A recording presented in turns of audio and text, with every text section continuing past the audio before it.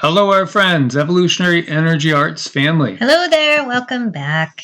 Welcome back, guys. And so, this is like one of my favorite things to do. Truly, truly, it is bring awareness to beings that have walked this earth that are, more than just extremely special. Yeah, these are beings that actually can open up and heal chakras, and just being in the presence of their energy can do a lot of things. I myself, I'm feeling like super calm. It's the end of the day, and usually I'm all wound up and stuff, but uh, listening to her has completely changed my whole body, my feeling. And I want you guys to feel that too when she's channeling. Focus on feeling her. I want her to be able to share this energy with you. Yeah, it's a beautiful thing. So, who is this person? Well, this is one of the most revered saints in modern times. That has come out of India. And she's known far and wide as Ananda Mayima, which literally translates to joy permeated mother. Beautiful, beautiful title. And perhaps just even looking at her photo, you could sense that. The deep well of peace that lies within her. Yeah, she definitely emanates a whole lot of peace. If you go to Yogananda's book, autobiography of a yogi, which is such a great place for people to get introduced to this tradition. And it is probably the place where, many, many Westerners have gotten introduced to the whole idea of a yogi, a teacher that comes out of the Vedic tradition, and others as well, as she herself was a devotee of Tantra and Bhakti. And, Tantra is like a philosophy. And bhakti is a practice, and it's literally a practice of devotion. And the very practice of it is liberating. Mm-hmm. When we are giving off these energies of joy and love and compassion and service to others, it is so incredibly transformative. You cannot overstate it. No, I mean, there is no denying that there's something about her energy that's going to let your whole torso just sort of rest. Like we're all pent up and we're tight, and when you listen to her channeling, just feel your body just sort of starts to melt. It's weird. Well, a couple weeks ago, the guides had said that there's going to be others joining our collective. And so I've been wondering, who's coming, and last night then she came through. And, again, she gave us a pretty long message, about 35, 40 minutes long, which we're going to play about 13 minutes for you. As part of it was just us getting reacquainted with her, because we have worked together in past lives. And, it might blow your mind if you knew the beings that you've worked with in past lives. Yeah. Especially starseeds lightworkers, because, again, starseeds lightworkers, they don't tend to have to be here. They're here out of choice.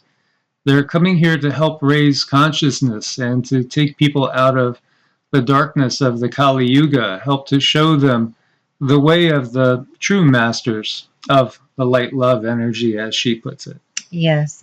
There's many, many, many, many. So there's really no reason to just fixate on one when we are all different individuals.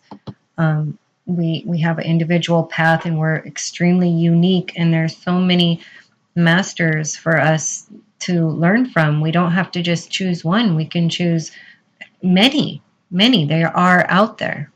Yes, and she was with us. She was born in 1896, and she left this plane of existence in the 1980s. So she was with us for a lot of our lives. A lot of the people that are watching the channel now were alive in the time that she was alive. Mm-hmm. As we look at a picture of her in her latter years. And amazing, amazing energy, amazing person. And she had amazing miracles follow her all around. So when we're calling on somebody as a guru, what do we mean? Well, guru is your teacher. You know, that's somebody that maybe has something that if they share it with you, it will help to take you to a higher place, a better understanding,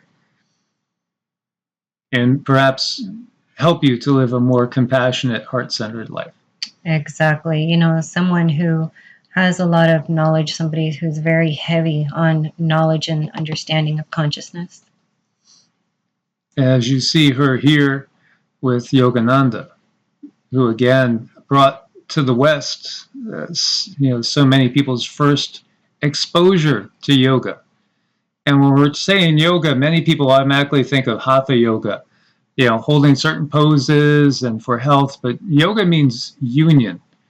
Ultimately, it's the union with the divine, which ultimately lies within each one of us. So it's just a matter of what is termed self-realization. Because the true self is not the ego, it's not the body, it's the divine spark that lies within. Yes, that's very, very important to understand that, the true self, self-realization, the more you can learn and understand about yourself, the more aha moments you're going to have and be able to navigate life much easier when we understand ourselves.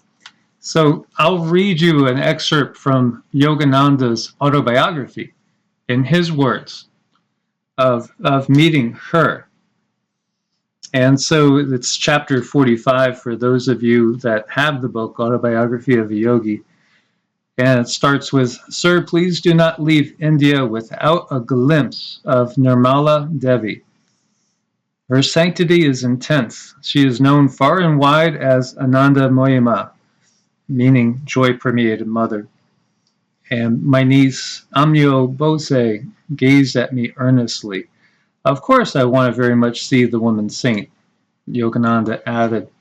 "I have read of her advanced state of God realization. A little article about her appeared years ago in East West. I have met her," Amio went on. "She recently visited my own little town at the entreaty of a disciple. She went to the home of a dying man. She stood by his bedside. As her hand touched his forehead, his death rattle ceased. The disease vanished at once, and to the man's glad astonishment, he was well."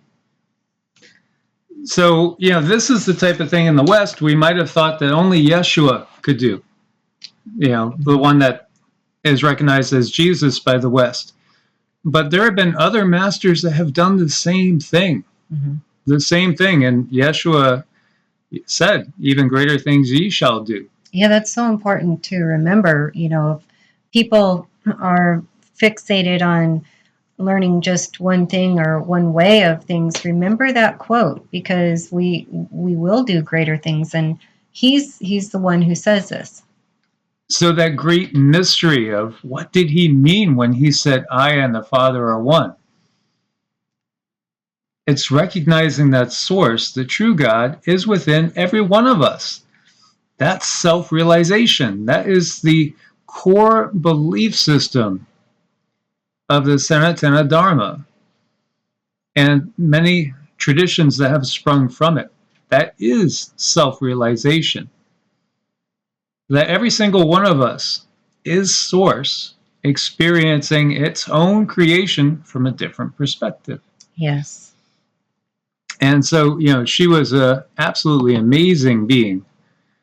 As you see this quote, "The seer, the seen, and the seeing are one."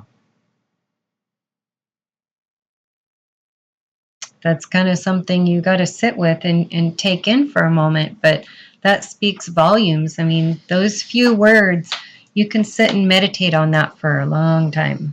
Yes, and so we've talked at length about the wisdom that's hidden in the Bible, and it's fine to go and study that and look for the hidden gems, but you could also listen to the words that are directly spoken by somebody that is a master that understands it and is trying to speak very plainly so that you can understand it without having anything put in there that is intentionally misleading.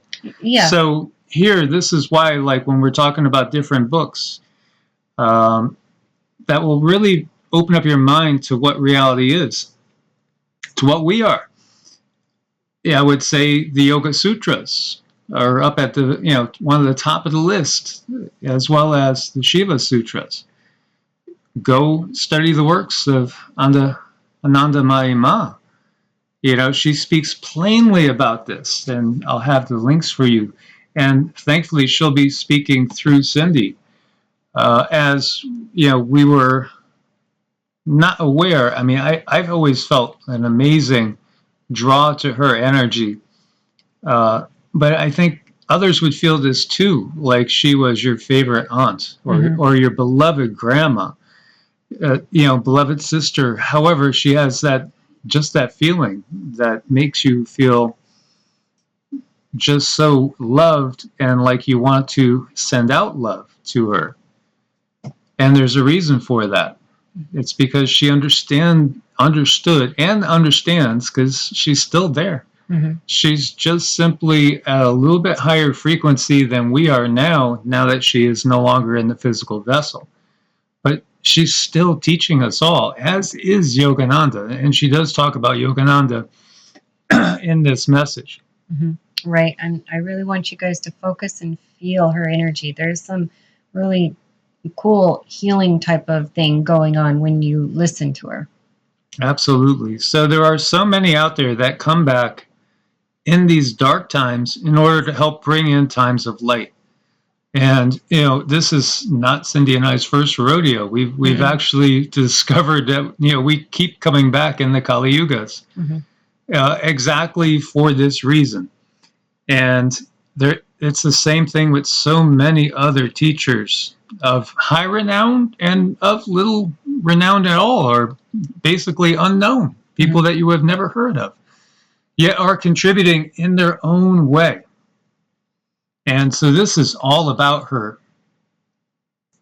and has a lot of different info in there about her. It includes some of her writings, her instructions. Just beautiful. Beautiful. You can see Mother says, as her devotees called her Ma. Ma is in Sanskrit. Ma is mom. So that's an easy one to get. Mm-hmm. Mother says, with earnestness, love, and goodwill, carry out life's everyday duties and try to elevate yourself step by step.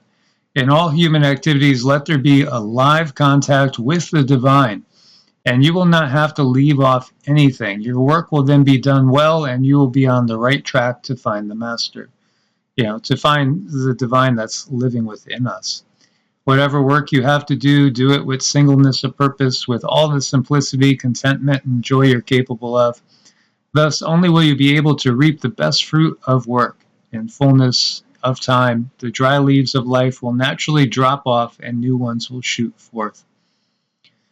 So she was basically talking to people that we would call householders for the most part, not say, trying to re-educate the Brahmin or the priestly caste. She's talking to the average people just like Yeshua did in the time that he walked the earth. And of course, the basic human frustrations and things that we, face on this planet in many ways are similar, age to age, time to time.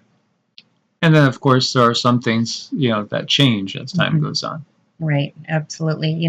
We evolve, we change, we go through these different yugas and the vibration changes. So the message slowly evolves along with us. Absolutely. And the understandings. Mm-hmm. And the understandings. So, I'll have all these links for you guys. And we're going to play the message for you, a portion of the message, as the first part was most basically saying that she's familiar with our energies and we're familiar with her energies because, we have met before in past lives and we've worked together. And so Cindy is a very good conduit for her to work through. Mm-hmm. Mm-hmm. So there is some buzz and stuff in the background, but it's not much we could do about that, as this is a recording, and all that happens typically in the middle of the night, and we never know exactly when it's going to come through. You know, sometimes we luck out and it's during the day, during meditation, where we're out in our little quote unquote temple cave. Yeah. And then it's usually much, much quieter. But I hope you guys can glean her essence. Listen and feel the vibes coming off of her. The time I did spend on this planet was glorious and wondrous. I could never ask for more.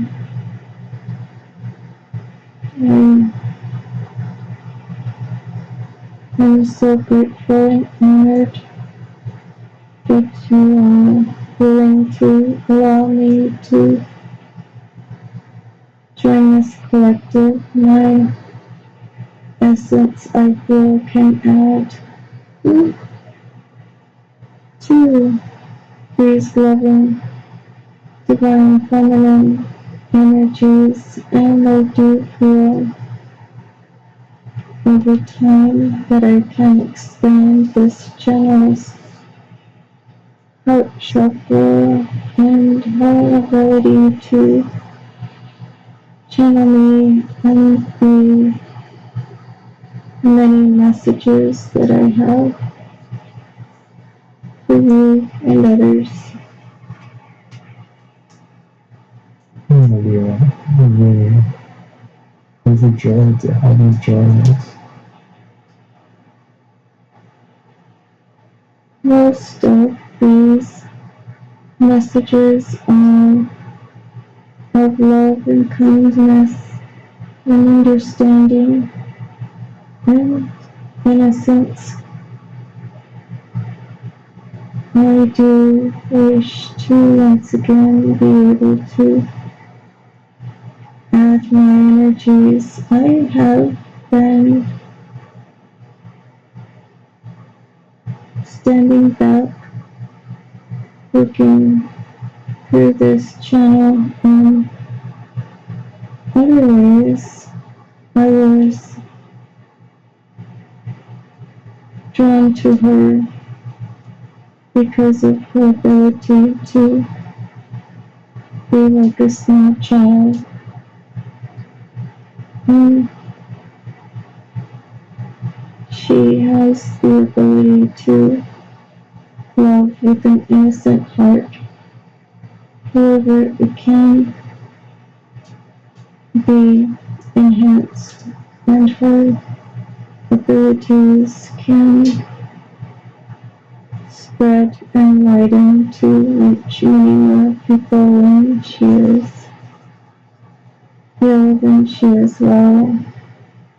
Her ability to channel my essence as I am is not difficult for her. There are many reasons why I choose to use this vessel as a way to communicate to others. I feel I can also assist in healing her heart chakra and solar plexus to give her the ability to channel more Mother Essence to reach people. The lessons that I learned while on this planet were lessons of the heart, much like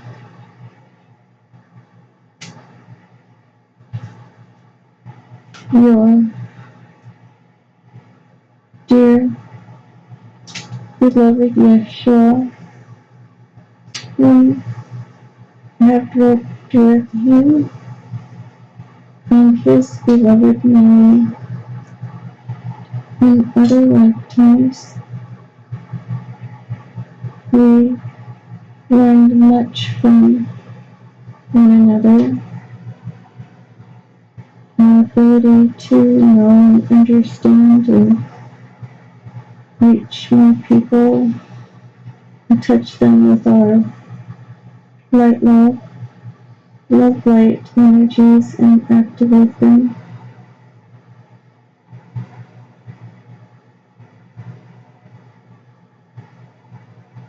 We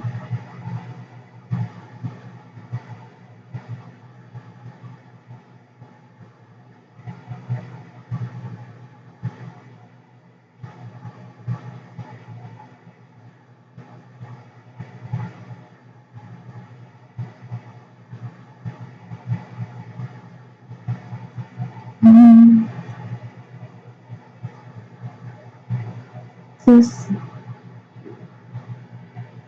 healing of the heart chakra on this planet will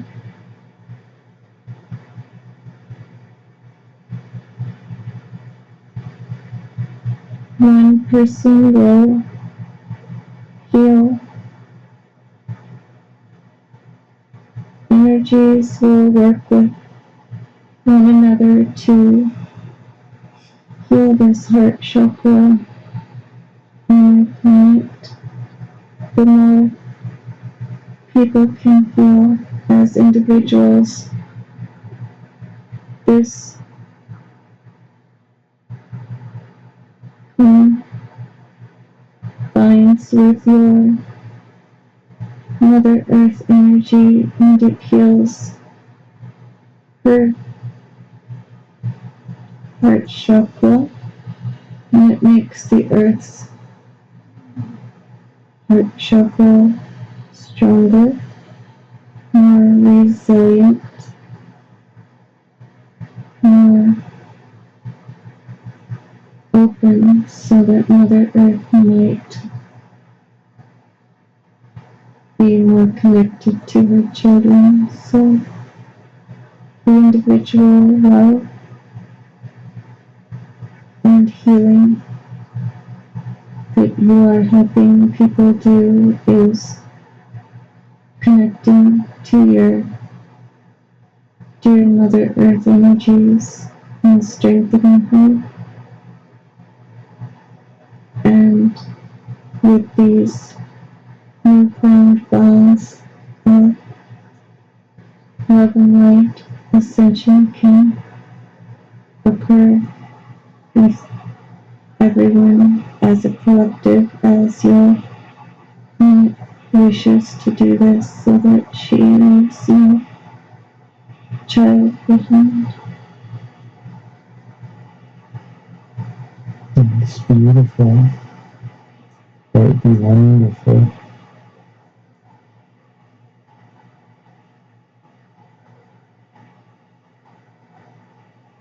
I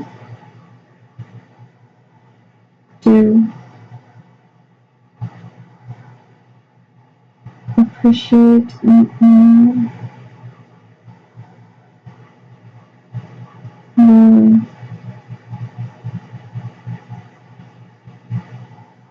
energy. I am feeling the weakness of this vessel. I do care for her. I should step back, but I will return. I do see her limitations and I wish to help her expand on her ability to channel my energy. I will be working with her in the background.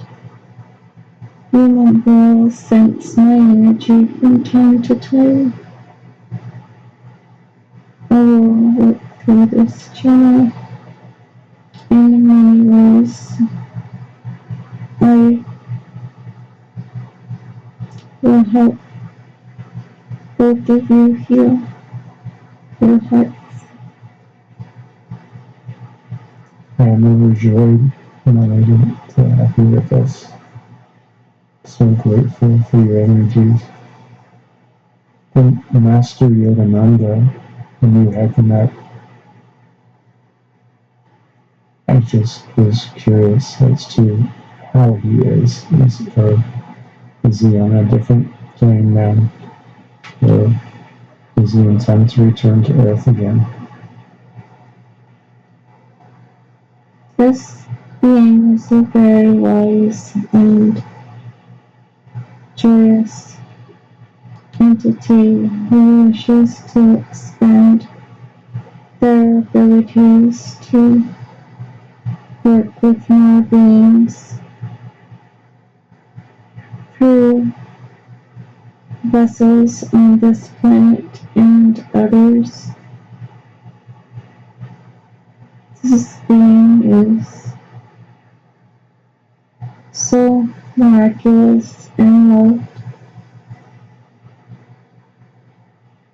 and wishes to go to as many planes of existence as possible to deliver the teachings of the heart that is what this being is doing now, is giving lessons of the heart from one vessel to the next. What I can tell you about this being is that the love through the heart is the most pure that I have seen, other than from the love from a little child or the love from an animal, a dog or a cat. This being is capable of opening other heart chakras and healing many wounds. What I did learn from this entity is how to work through the heart chakra and bring healing to the rest of the entity.